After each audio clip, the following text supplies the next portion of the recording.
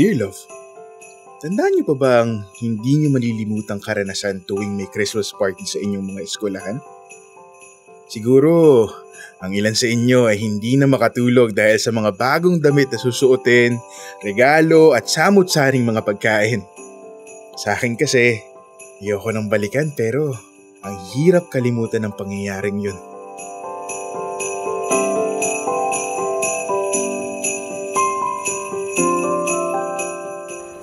Mama! Bakit? Punta po tayo dun, Mama. Ha? Saan? Dun po, sa mga display. Dali na, Mama. May nakita na po akong damit na maganda. Tingin ko po bagay sa akin. Oo, sige na, sandali lang. Ang dami ko pang bitbit, oh. Sige na, bilisan mo na, Mama. Baka makuha na ng ibang bata yung gusto ko. Oo na, sige, ito na, wait lang. Nasaan ba? Patingin nga. Tignan mo to, Mama. Tignan mo. Ang ganda po nitong damit. Tapos may Superman pang tatak. Ang astig! Maganda nga, no? Mama, pwede po bang ito na lang yung susutin ko sa Christmas party? Teka, magkano ba to? Ay, Diyos mio! 1.5 to ah! Ay naku, hindi. Huwag yan. Iba na lang ang piliin mo dahil masyadong mahal tong kinuha mong damit, anak. Pero Mama, ito po yung gusto ko. Marami pa namang pagpipilian. Umikot na muna tayo dito sa mall. Baka may makita ka pang iba. Pero Mama, hindi po ba ang sabi ni Papa, bilhin ko raw lahat ng magugustuhan ko dahil magpapasko naman? Kaya sinunod ko lang po ang gusto ni Papa. Oo nga, alam ko naman yun. Pero masyado kasing mahal tong damit, anak. Isang beses mo lang naman to susutin, tapos itatambak mo na naman. Ang hilig mo pa naman na hindi na nag-uulit ng suot. Mama, please. Ito na lang po. Wala na po akong ibang gusto eh. Sige. Sabihin mo nga sa akin, bakit yan ang bibilhin natin?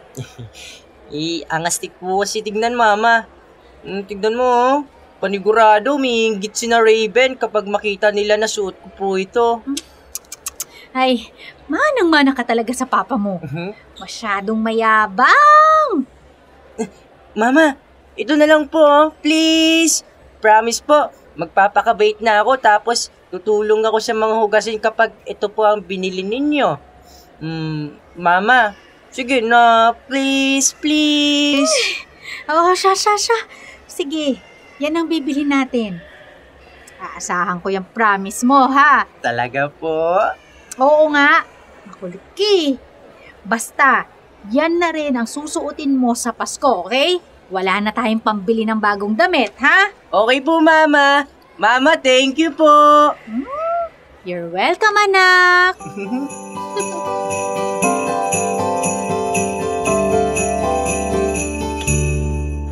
Ano kaya magandang iregalo sa nabunot mo? Naku, wala akong makita dito eh. Laruan na lang po kayo. Laruan? Magugustuhan kaya yun ng nabunot mo? Hindi ko po alam eh. Pero siguro naman po magugustuhan niya yun. Wala ba kayong wishlist na binigay, anak? Wala po, Mama. Basta ang sabi po sa amin ni Ma'am, something hard. Something hard baka mo? Alam ko na yan. Para matuwa naman niyang reregaluhan mo, bibilhan na lang natin siya ng Lego. Wow! Talaga po, Mama? Lego po ang bibili natin? Oo nga. Hindi pa ulit-ulit. Sige po. Excited na po akong ibigay sa kanya yan. Siguradong maiinggit po ang iba kong classmate kapag nakita nila na mas magandang regalo ko kumpara sa kanila. Yabang. Huwag na lang kaya kitang bilhan para wala kang mabigay.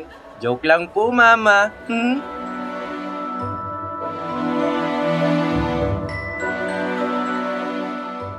Maging sa pangangaraling, kasama ng mga kaibigan, ay hindi mawala ang excitement ko. Paano ba naman? Ako na yata ang may pinakamagandang damit at regalo na ibibigay na binili pa namin sa mall. Bilang bata, syempre, hindi maiiwasan na magpatagisan at magyabang sa kaibigan.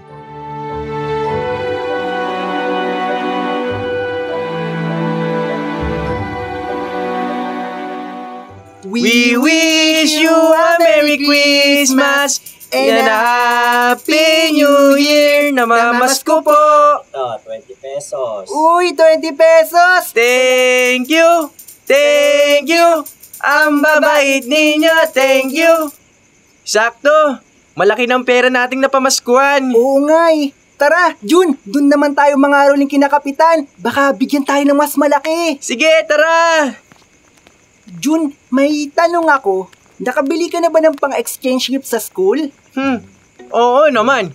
Ako pa ba? Alam mo, wala ka sa regalo ko. Ha? Bakit naman? Bumili lang naman kami ng Lego collection. Talaga? Oo, hulaan mo kung magkano.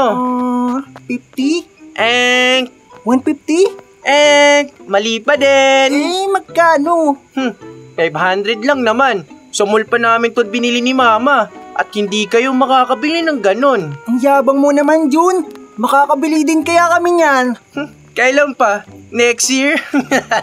Basta, makikita mo.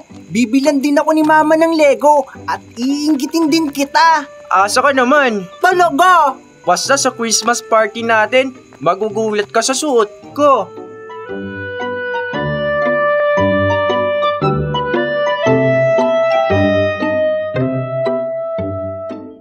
Yay! Christmas party na!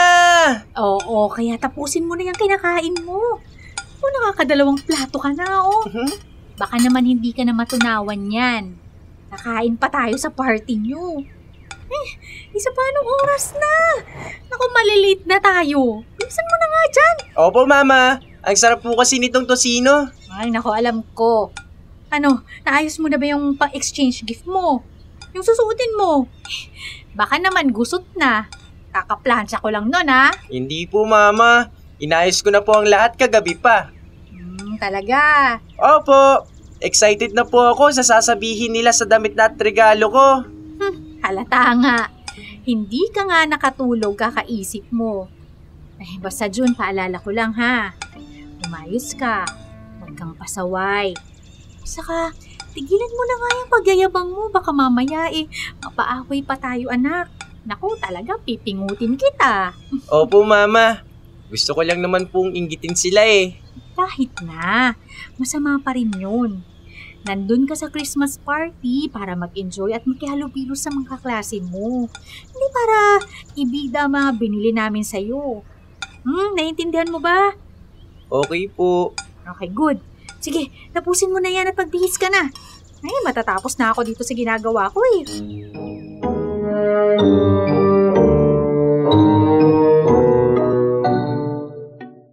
At bilang pasaway at matigas ang ulo, hindi ako nakinig kay Mama. Pagpasok pa lang ng room, daig ko pa ang anak ng principal sa postura ko. Taas noo kong niyabang sa lahat ang damit at regalo ko. Idagdag mo pa ang pagkain ko na parang walang bukas. Bagay na, hindi ko dapat ginawa.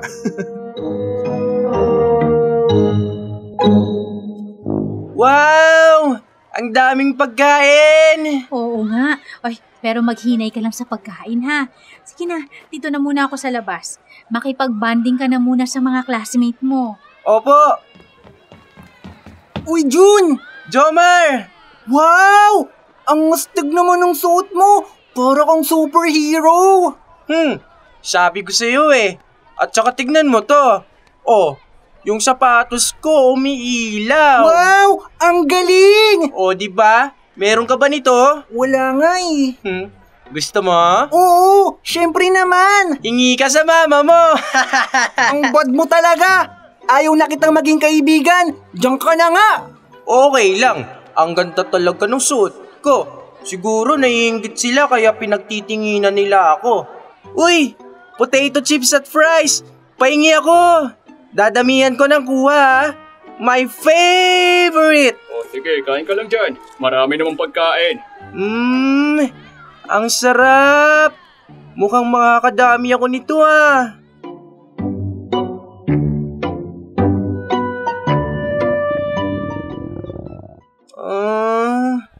Ang sakit ng tiyan ko. Ngayon mga bata, maglalaro muna tayo ng stop dance. pumunta na rito sa gitna ang mga sasali. Huwag ka na, baw mo! Okay. Mukhang buong klase ang gustong sumali ah. Nakakatuwa naman. Okay, class, ready na ba kayo? Opo! June, sige na, sumali ka. Sayang ang premyo, oh. Ikaw na lang ang wala, oh.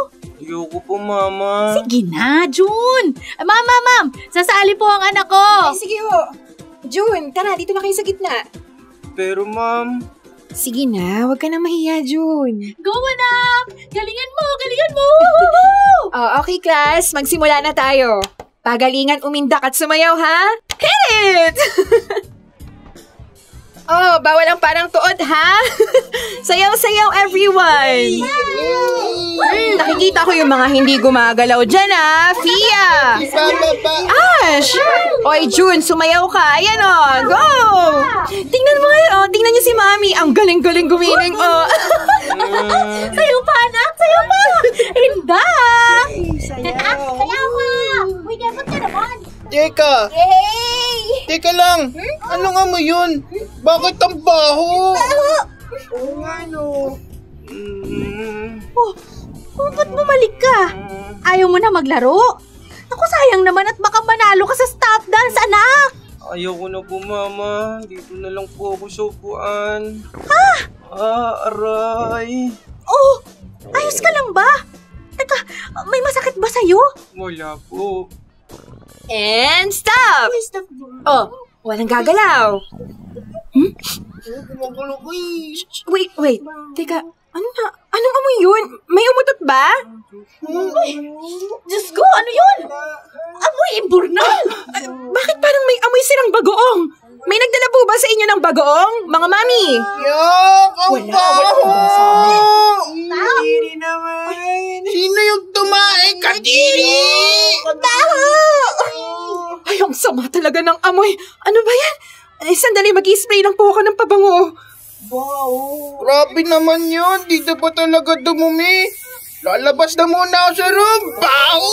umami na kayo! Uy, anak! Parang basayang inuupuan mo. Ay, tumayo ka nga! Mama, ayoko po. Sige na, tumayo ka nga! Ay, Diyos mio! June! Ano yung nasa upuan at shirt mo? Mama, uwi na po ako. Oh, teka! Sandali! Ay, sa tumae! Tae-boy! Kadiri naman si June. Nakakaya. Dito pa talaga siya nagkalat. Naku, Mga bata. Naku, sorry ma'am ha. Pasensya na po sa abala. Susundan ko lang po ang anak ko. June! Mga mami, pasuyo na lang po Pakilabas na lang po sa hallway ang mga pagkain dito sa room at baka masira dahil sa amoy. Ay, Diyos ko, ano ba yan? Ang baho!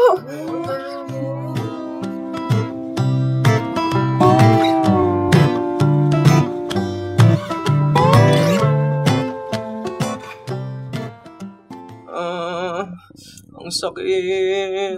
Ayan. Kain pa more. Ayaw mo kasi magpaawat. Nagyayabang ka pa. Ay, yan ang resulta. Hari ka ngayon ng CR. Nakakahiya tuloy sa mga magulang at classmate mo. Naku, nagkalat ka pa ng dumi sa upuan. Sa araw pa ng Christmas party ninyo, anak. Mama naman Ay, sige. Basta pagkatapos mo dyan sa CR, inumin mo tong gamot para matigil na yung LBM mo, ha? At iwan mo yung suot dyan sa CR dahil puno ng dumi. Alam mo, anak, ipagdasal mo na lang na makalimutan ng mga classmate mo nangyari sa'yo. Dahil naku, panigurado. Tatak ang pangalan mo sa kanila. Bale, ikaw na si Junjun. Magtatae. Mama. Dear love, nang dahil sa pangyayaring yon ay natigil ang aming Christmas party. Para hindi masayang ang paghahanda, napagdesisyon na lang sa klase na ituloy sa covered court ang naudlot na kasiyahan. Balita ko, nahirapan si ma'am na linisin ang classroom. Talagang kumapit ang katas at amoy sa aking inupuan. Kaya naman, ang yabang kong taglay ay napalitan ng kahihiyan. At ang sana'y masayang Christmas party ng aking kabataan ay naging total disaster na kailanman ay hindi ko malilimutan. Ngayon ay nagtatrabaho na ako sa isang malaking kumpanya. At tuwing may Christmas party, palagi akong may dalang wipes at sabon. Maganda ng sigurado. Isa pa, natutunan ko rin na huwag nang magyabang at kumain lang ng tama dahil baka mamaya maulit ang pagkulo ng aking tiyan at may lumabas na hindi tama. At yan ang aking unforgettable Christmas experience.